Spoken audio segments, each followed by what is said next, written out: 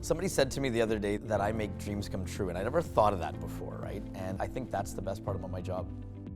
My name is Aly Jiwani. I'm the Vice President of the Open Road Auto Group. We're the largest automotive dealer in all of Western Canada. And this is my protected story.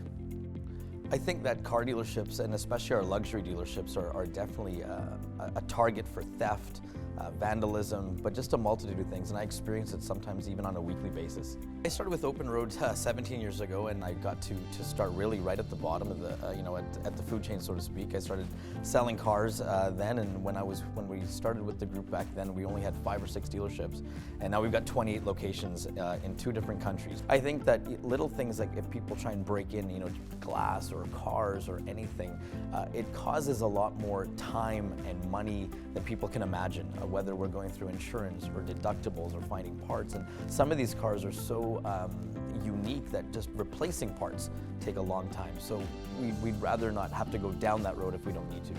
I've definitely experienced both worlds of just the standard security guard and then radius security, so I would never go any other way.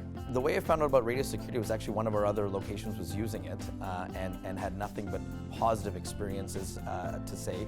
And also we found out who was stealing certain things from us, which we couldn't figure out in the past, and it was radius security that helped us do that. And so for me, when I started opening up new dealerships, radius security is one of the first phone calls that we make, and it's a no-brainer.